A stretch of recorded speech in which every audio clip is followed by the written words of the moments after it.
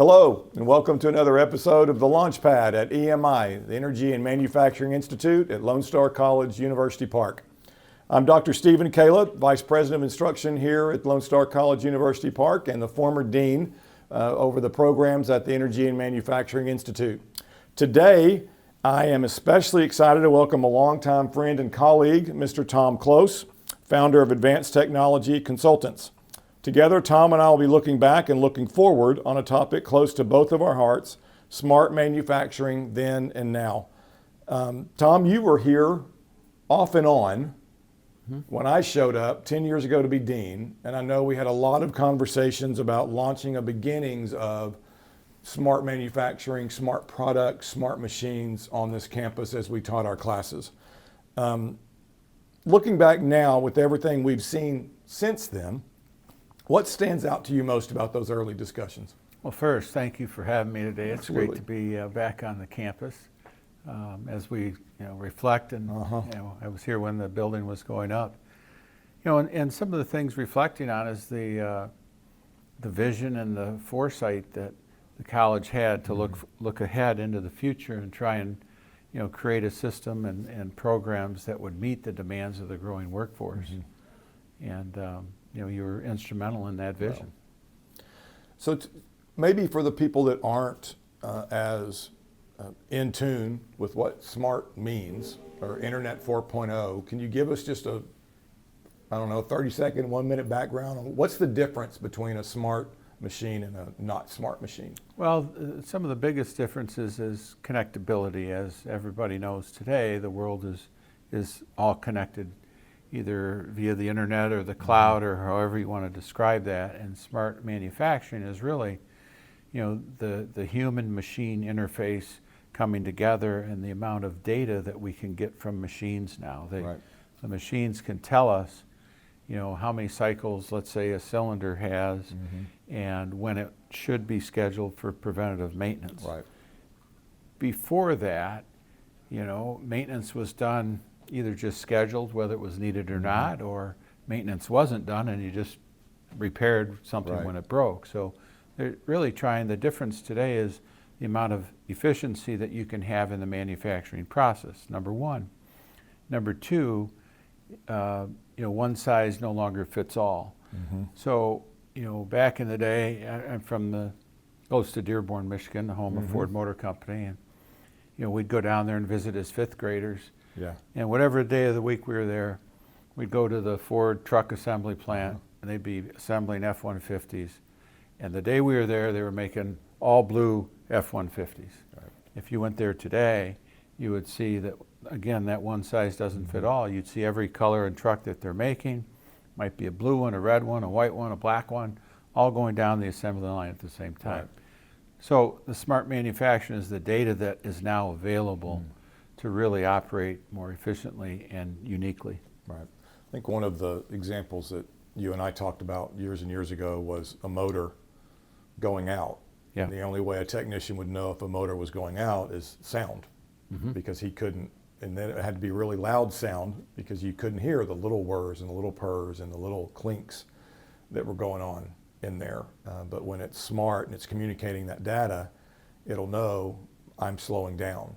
And it could be a microsecond. Right. But that data going back over and over and over again, that microsecond becomes important, and now the technician can go in and replace the motor a month before it would even come close to going out. Yep. As opposed to before, where it goes out, the system goes down, you're not producing anything for 2 days while you call the technician in to see what went wrong, and all that data going back and forth is very important. Yeah. All right, so then, once we knew that and kind of recognized that, maybe tell us about the first phone call you got from me saying, I want to build an advanced manufacturing line that does A, B, C, and D with smart cells and sensors and everything. Were you prepared for that call at ATC? Was it something you had already done, that you had already begun looking at? Well, we weren't quite prepared because I don't think you were exactly sure what it is you wanted to do. I was hoping that's where you were going to go, because I completely agree. Yeah, I think there was something some food or something that at first we were going to Peanuts make peanut or- butter yeah, sandwiches yeah. or something, and we quickly realized that we didn't want to get into the food processing plant, and so the background from our leading manufacturing partner, Festo, they're out in industry today at large. They're Yep. world-known automation and pneumatics manufacturer. They get into automated systems, making all kinds of things. Right.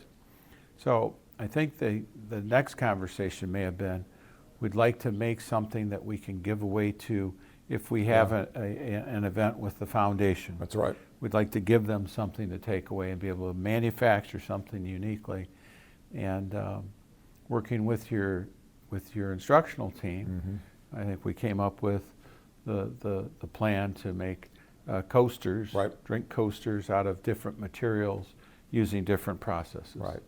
Yeah, so for those of you that don't know, from previous episodes, we have a manufacturing line here at the University Park campus in the Energy and Manufacturing Institute that goes through a machining process and a polishing process that produces coasters with any kind of logo or design that you'd like on top. And that is completely automatic with numerous sensors sending messages like we talked about with Internet 4.0 and smart manufacturing. Gosh, that's been 8 years now, Has it really? I think. Yeah. 7, 8 years. It's been a while. As I think almost everybody else does, I date things based on it, whether it was pre-COVID or post-COVID.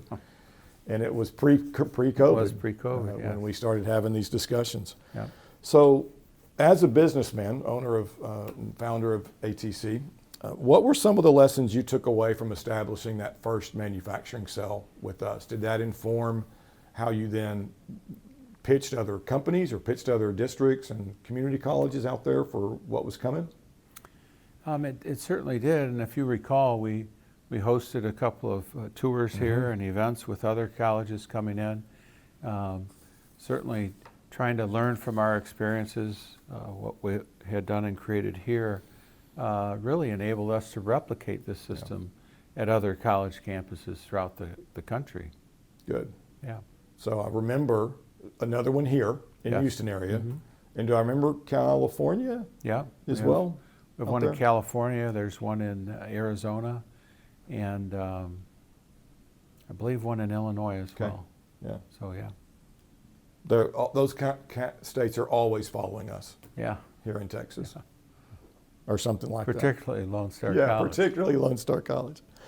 So maybe, and I know the answer of this for me, and I'm certainly going to answer it as well, but looking back, did you imagine today's emerging technologies, quantum computing, machine learning, AI, being the next step past smart technologies and Internet 4.0? The answer for me is no. But did you see that coming? No, the AR, VR, was kind of that next step, and now is the AI. Right. And, AI is really taking over everything. And so even in the system that you have here that we put in, whether it was 8 years ago or even 5 years ago today, things are moving faster and faster.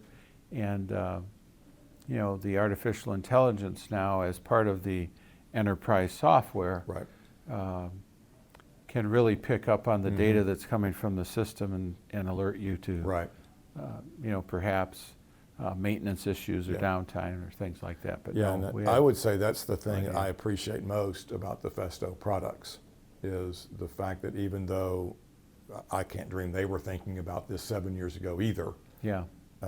We're the way they have built their products today. We're talking about AI, and it's a pretty easy overlay on that functionality onto what we already have. Yes. And it's made it easy to partner.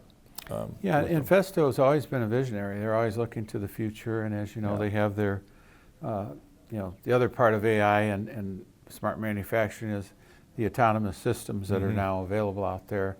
But looking back, they've made birds that fly. They have butterflies that fly. They do get into all of this biometric stuff. So their future vision, we're not always tuned into. They don't share it with us. But Maybe Well, they whenever would they be have able butterflies, let me know. to- Okay. I'll see if we can't get that in the budget. Well, one reason you're here is because you're pivoting in your personal life outside of ATC and doing some other things now. You've had a remarkable run. I know a little bit of the history from working with your dad and starting this thing many, many years ago. And now, the remarkable run, next chapter. Do you already know what that looks like? Well, I'm not sure. As we discussed, we're now part of Meteor Education. Meteor Education is a part of Bain Capital. Right. And so our family business now has gone from probably close to 40 employees to 300. We're part of a 300 employee team owned by a major investment house, Right.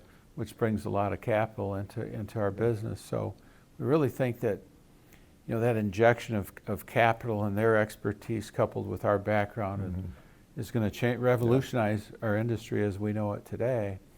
As far as myself, my wife and I, we have a place we bought in Florida a couple years ago, and we'll probably be looking at spending more and more time there and less time here. Yeah. I won't ask you if she's looking forward to spending more time with you at home, telling her how to do things or not. My wife would tell me to stay working. Yeah. So do you feel like, looking back on your years and maybe just the last couple of years, I think I know the answer to this question, but do you think you left anything on the table? Was there an idea that you didn't get to follow or a dream you didn't get to chase through all that time? No, I was very fortunate, able to, being a business owner, make decisions on my own. I didn't have to really get approval from anybody and take risks and meet challenges. But no, it's been wonderful. Cool. Well, I know the one thing, and you have had discussion before, that I always appreciated, that when I called you and said, I've got this dream of building an automated manufacturing line, and you may have never thought about it before, and your response was, man, that sounds cool. Let's get after that. Let's see what we can do. So, Tom, thank you for making time to join us today. Oh, thank you. I know you're not in Houston very often, so when you were here, we jumped on the chance to get together and have this conversation. Everything you've contributed to me personally, to the college system in general, University Park specifically, very, very, very many things. Your impact has been tremendous here. Well, thank you. We're very grateful. And thank you to our viewers for tuning in to another episode of The Launch Pad at the Energy and Manufacturing Institute. As Vice President of Instruction at Lone Star College, it's my privilege to bring you stories and highlights from all the things we do at Lone Star College, University Park. Thank you.